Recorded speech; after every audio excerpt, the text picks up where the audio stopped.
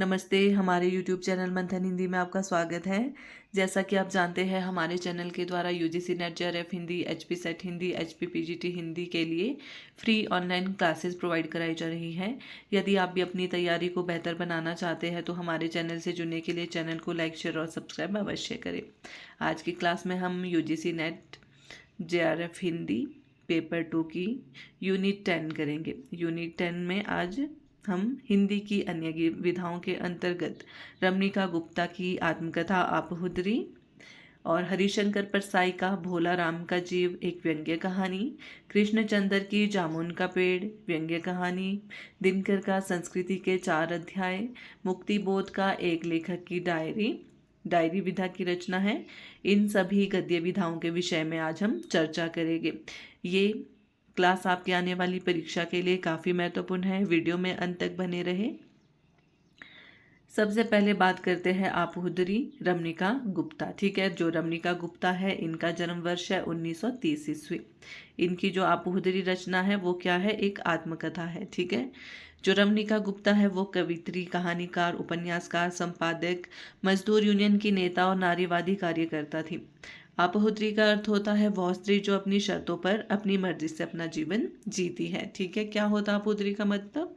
वह स्त्री जो अपनी मर्जी से अपनी शर्तों पर अपना जीवन जीती है। ठीक है, मैं आपको इसकी शॉर्ट स्टोरी बताती हूँ। इसमें क्या है? इसमें लेखिका ने एक निर्भीक स्त्री के रूप में अपने जीवन के अंतर्गताओं को बेहद स्पष्ट रूप से दिखाने का प्रयास किया है। रमणिका गुप्ता ट्रेड यूनियन से जुड़ी कार्यकर्ता रही है, लेकिन उनके जीवन की अपनी खोज सत्ता तक पहुंचकर अपनी उपस्थिति का एहसास कराना भर ना था, बल्कि वे खुद की आकांक्षा के बारे में इसी आत्मकथा के बारे में कहती है कि मैं जब सब परिधियां बांध सकती थी, सीमाएं तोड़ सकती थी, सीमाओं में ना रहना मुझे हमेशा कचोटता रहा है। सीमा तोड़ने का आभास भी मुझे अत्यधिक सुखकारी लगता है। मैं वर्जनाएं तोड़ सकती हूँ, अपनी देह की मैं खुद मालिक हूँ, मैं संचालक हूँ, संचालित नहीं। ठीक है, यहीं से पता चल रहा है इन पंक्तियों से कि वो क्या है? अपनी मर्जी से अपनी शर्तों पर अपना जीवन जीती है।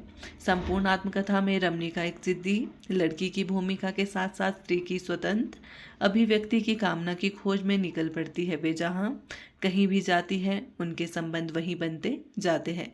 वे कहीं भी छली नहीं जाती। अपने इन संबंधों के बारे में जब भी वे लिखती है, पुरुष प्रधान समाज के तिलिस्म को रेशा रेशा कर डालती हैं। वे अपने अनुभव का बखान इन शब्दों में करती है। क्या कहती है वो? कि मौन के बारे में सभ्य सभ्य क्या है? समाज इसका फैसला तो करता रहा है, पर उसने समझ के साथ अपने मानदंड नहीं बदले। व्यक्ति बदलता रहा, प्यार की परिभाषाएं, सुख की व्याख्या, यौन का दायरा, सब तो देश काल के अनुरूप बदलता है। रिश्ते भी सापेक्ष होते हैं। दुर्भाग्यवश समाज में अपना दृष्टिकोण नहीं बदला, खासकर भारतीय समाज ने। ठीक है, इस भारतीय समाज के जिन पुरुषों ने रमणिका गुप्ता का सामना हुआ, उनमें उनका पति, पति के दोस्त, नेता, नेता के साथ चलने वाले चुटभइये, अहोदेदार पुरुषों की भी लंबी फहरिस्त है। आपहुदरी से गुजरते हुए यह स्पष्ट तौर से महसूस होता है कि सेक्सुअलिटी की खोज उत्सव धर्मिता में तब्दील होती है। पूरी आत्मकथा में स्त्री दैन्य कहीं नहीं है। आपहुदरी में रमणिका गुप्ता अंतर्गता के विमर्श में भिन्न भिन्न आयामों की पड़ताल कर स्त्री को स्वयं अपनी राह बनाने को तैयार करती है। रमणिका गुप्ता ने हिंदी की सेवा एक सामाजिक कार्यकर्ता की तरह की है। इस आत्मकथा में रमणिका जी ने जैसा अपना जीवन जिया वैसा ही लिखा है। लेखिका ने इस आत्मकथा के माध्यम से अपने साहस की कथा कही है। आपहुदरी आत्मकथा के रूप में एक नया मोड़ भी है। ठीक है, समझ में आ गया ना क्या है आपहुदरी में? दूसरी विधा है आपकी भोला राम का जीव, हरिशंकर परसाई। ठीक है, क्या है? ये व्यंग्य कहानी है। हरिशंकर परसाई का जन्म वर्ष है 1922 ईस्वी। ठीक है, इसको देख लेते। इसमें क्या है? यह एक व्यंग्य कहानी है जो प्रशासनिक भ्रष्टाचार पर चोट करती है। इसके प्रमुख चरित्र भोला राम को रिटायर हुए 5 साल हो गए हैं, किंतु अनंत निवेदन के बावजूद उसे पेंशन नहीं मिली, क्योंकि उसने रिश्वत नहीं दी है। ठीक है, कहानी इस व्यंग्य के साथ समाप्त होती है कि भोलाराम की मौत के बाद उसकी आत्मा अर्थात उसका जीव यमराज के पास ना जाकर पेंशन ऑफिस में छिपकर अपनी पेंशन का इंतजार करने लगता है। ठीक है, क्या ये व्यंग्य कहानी है ये। इसके प्रमुख पात्र हैं, ध्यान में रखना है, पात्र से हमेशा प्रश्न पूछा जाता है, इसलिए जो भी गद्य विधाएं हैं, उपन्यास है, कहानी है, इन सभी के पात्र आपको याद रखने हैं। ठीक है, भोला राम का जीव हरिशंकर परसाई की रचना है। इसके मुख्य पात्र है, ध्यान में रखना है, धर्मराज, चित्रगुप्त, यमदूत, भोला राम का जीव, नारद मुनि, भोला राम की पत्नी, भोला राम की बेटी, चपरासी और साहब। इसके प्रमुख उदाहरण हैं जो परीक्षा में पूछे जाते हैं। धर्मराज लाखों वर्षों से असंख्य आदमियों को कर्म और सिफारिश के आधार पर स्वर्ग या नर्क में निवास स्थान अलॉट करते आ रहे थे, पर ऐसा कभी नहीं हुआ था। महाराज, रिकॉर्ड सब ठीक है। भोलाराम के जीव ने 5 दिन पहले देह त्यागी और यमदूत के साथ इस लोक के लिए रवाना भी हुआ, पर यहाँ अभी तक नहीं पहुंचा। ठीक है,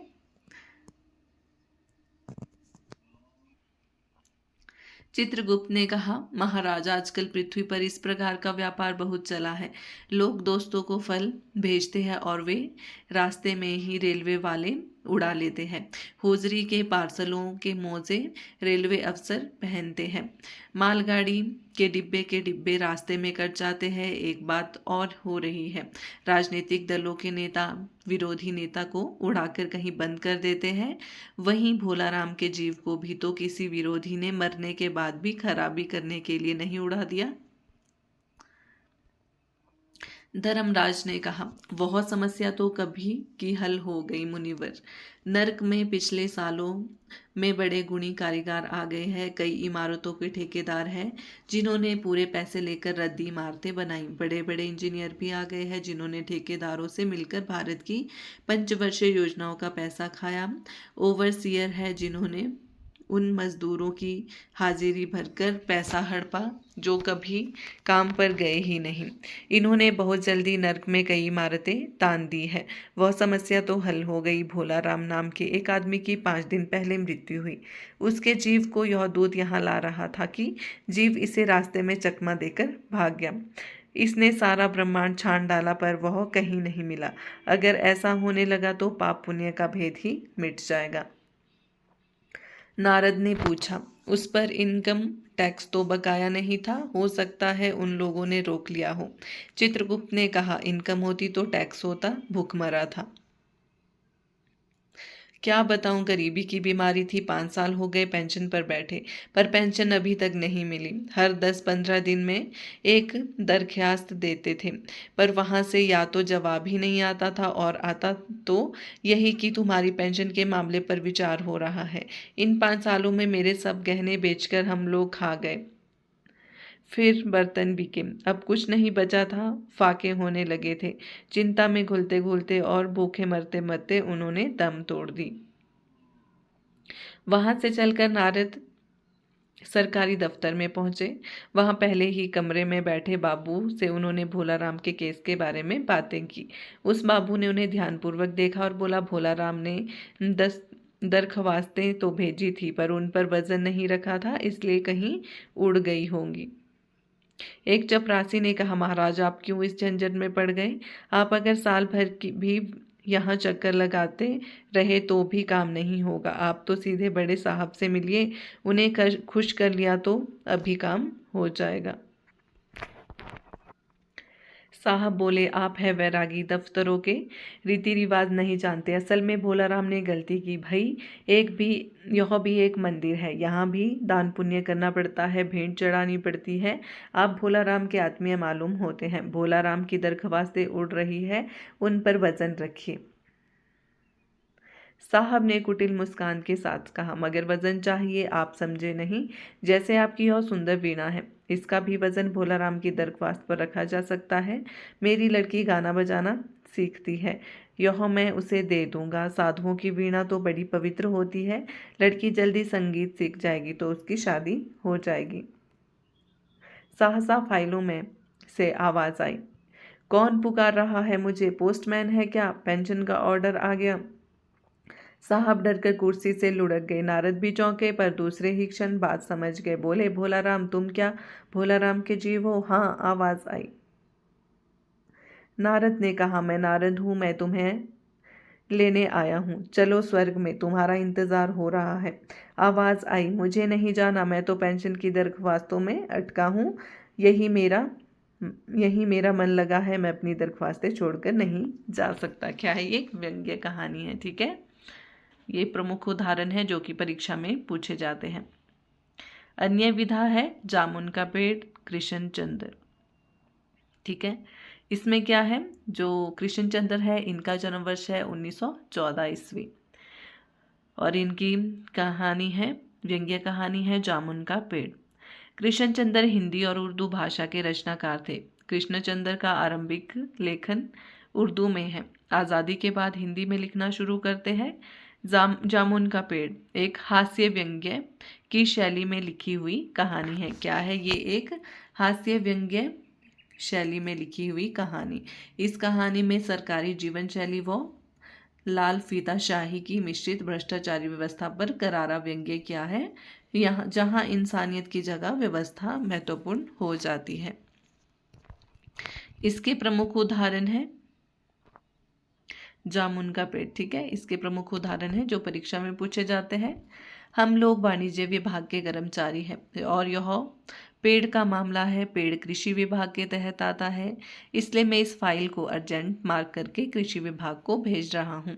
वहाँ से जवाब आते ही इसको हटवा दिया जाएगा। ठीक है, हम इस मामले को हॉर्टिकल्चर विभाग के सुपुर्द कर रहे हैं, क्योंकि यह एक फलदार पेड़ का मामला है और कृषि विभाग सिर्फ अनाज और खेतीबाड़ी के मामलों में फैसला करने का हक रखता है।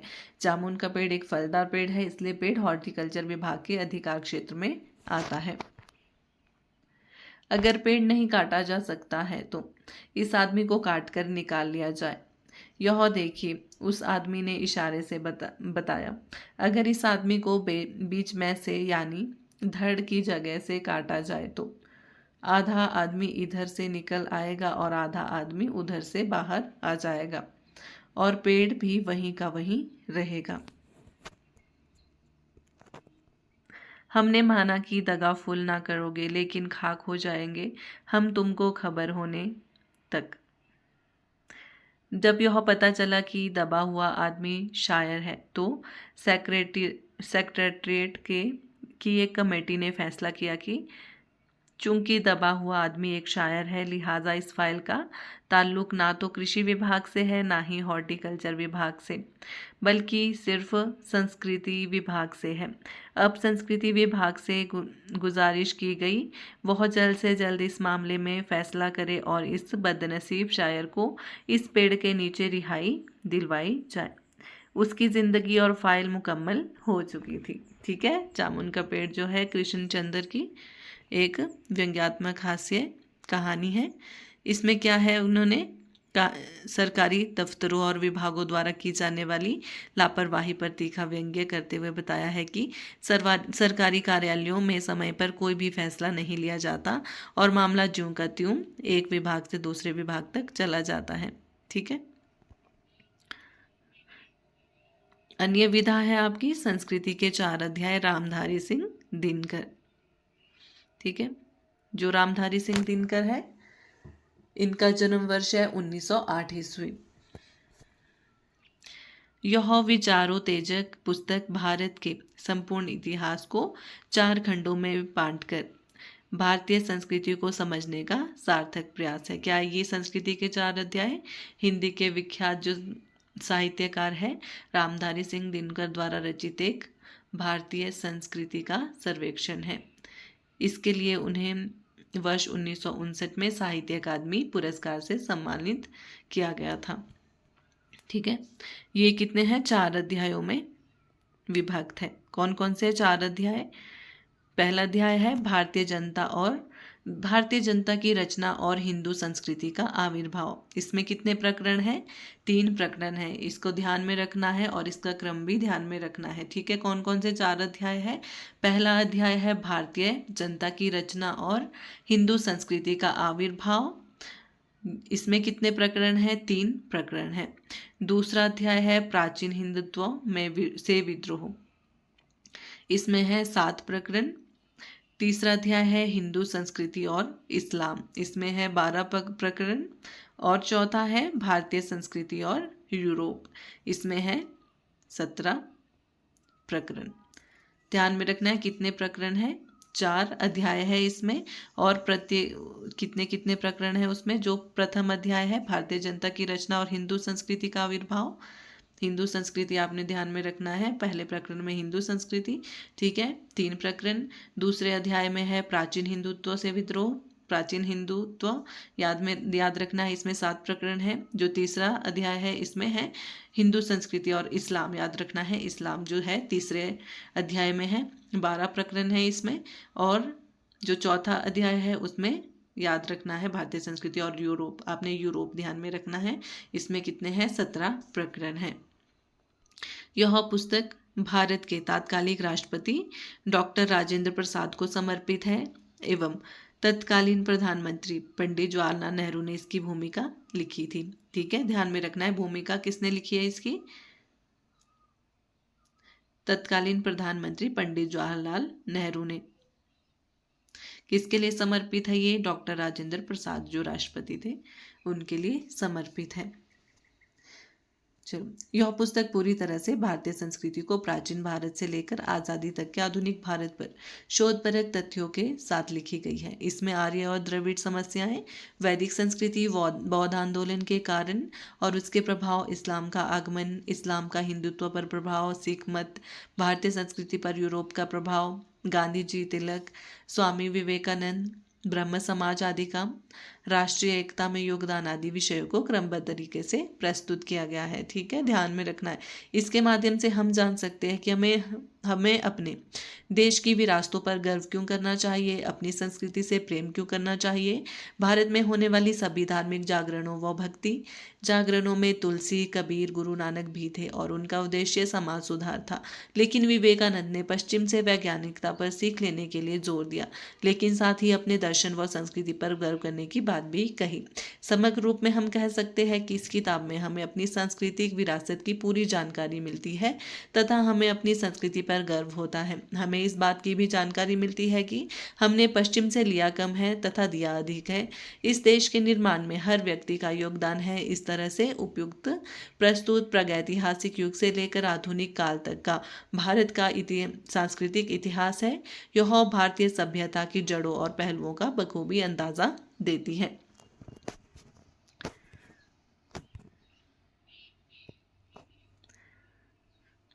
अन्य विधा है एक साहित्य की डायरी, गजानन माधव मुक्तिबोध।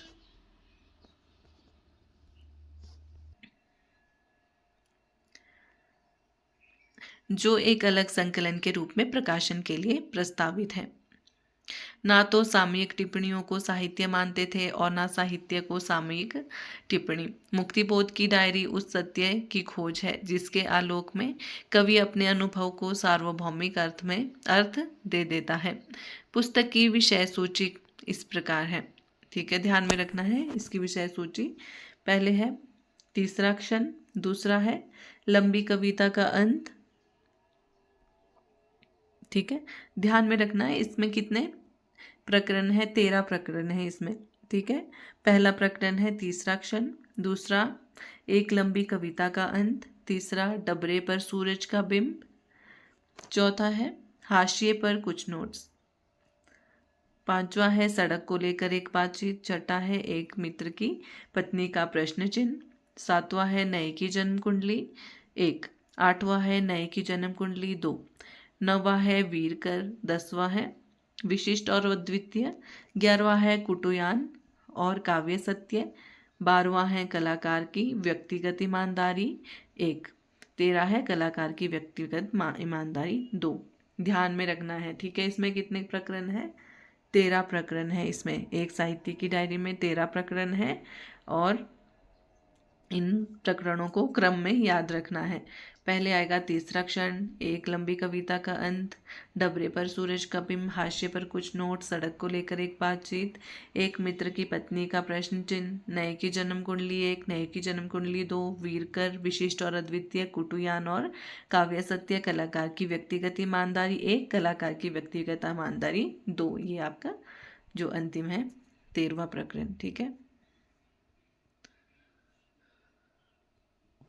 सहज स्नेही था। उसमें सबसे बड़ा दोष यह था कि उसमें बाल कोचित, बाल सुलभ गुण दोष नहीं थे।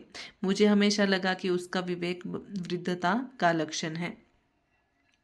हम दोनों के बीच एक ऐसा विश्वास हो गया था कि तथ्य का अनादर करना, छुपाना, उससे परहेज करके दिमागी तलखर में डाल देना न केवल गलत है, वरना उसमें कोई मानसिक उलझनें उत्पन्न होती है।